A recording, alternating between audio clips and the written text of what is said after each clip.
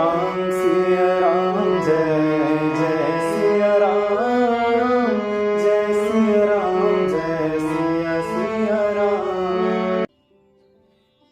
जय सिया राम।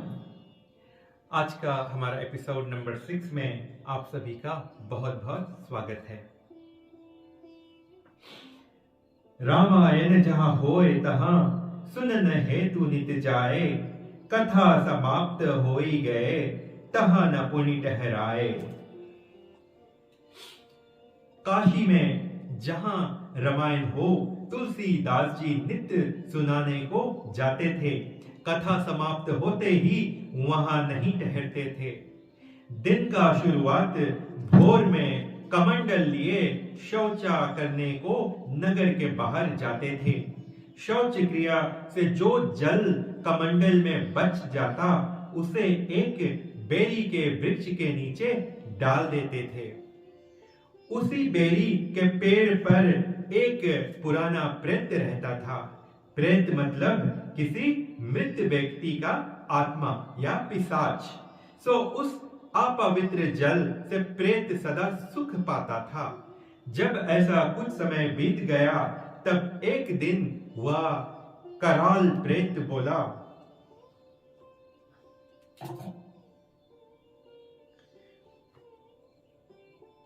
तो पर अहो प्रसन्न गोसाई, मांगे सब अपनी मन भाई। तब सुनी तुलसीदास कहा बानी, अहो कौन तुम परे न जानी। हे गोसाई जी, मैं अब तुम्हारे ऊपर प्रसन्न हूं। कौन कहता है?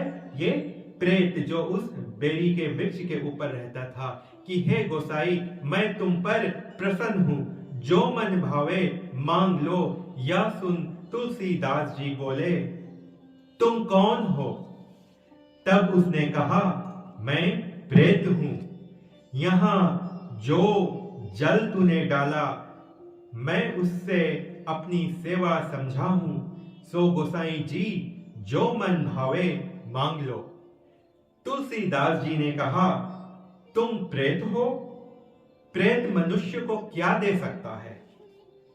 तुलसीदास जी बोलते हैं, फिर जो मैं श्री रामचंद्र जी के दर्शन पाऊं तो जीते जी ही तुम्हारे गुण गाऊं। मुझे और कुछ इच्छा नहीं है। यह सुनकर प्रेत प्रसन्न हो गए।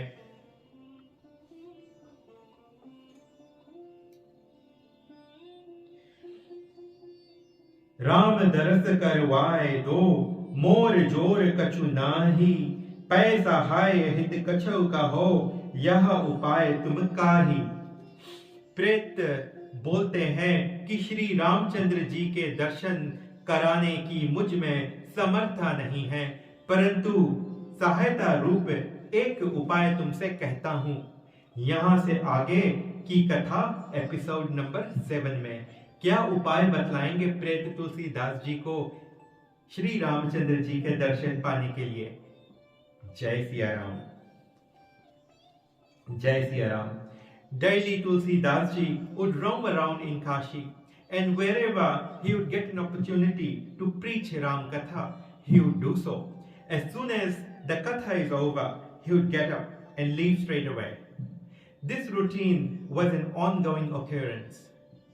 Note, at this phase, Tulsidas ji hasn't initiated scripting the holy Ramcharitamanas. So what he had attained through the Guru in the Barakshetra, the knowledge of Ramayana, the Valmiki Ramayana, that is what he was reciting and preaching at this point in time. So the daily activities of living routines that Tulsidas ji would, wake up at dawn when early at dawn, and then he would take a kamandal, meaning a water vessel filled with water, and he would go far to an isolated place for the purpose of toileting. Any leftover water in the kamandal, in that vessel, after cleaning himself, he would pour on a berry plant. Berry as in an Indian jujube or apple plant. Now, where he used to pour that leftover water lived a pret. Pret meaning a ghost or a soul of a dead person that has yet not attained liberation. the Pret used to consume that water. After many days of that same routine, one day the Pret came before Tulsi Das Ji and said, I am pleased with you and tell me what can I do for you or what can I give you?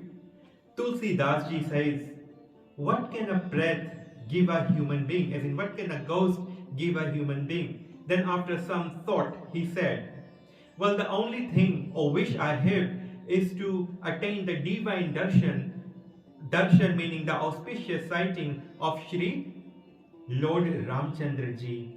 Pret replies that he does not have the capability to do so. However, he says, I can show you the way or some other means that you can meet up or get the divine darshan of Lord Rama.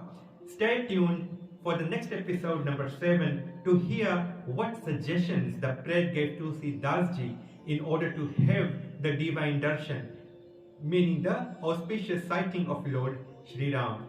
Till then, Jai Siya Ram.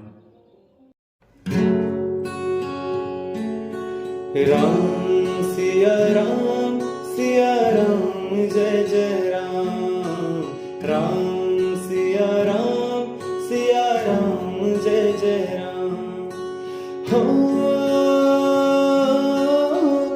मंगल भवन अमंगल हारी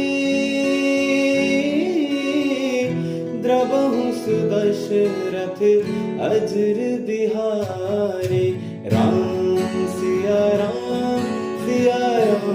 जय जय राम राम सिया राम जय जय राम राम सिया राम जय जय राम राम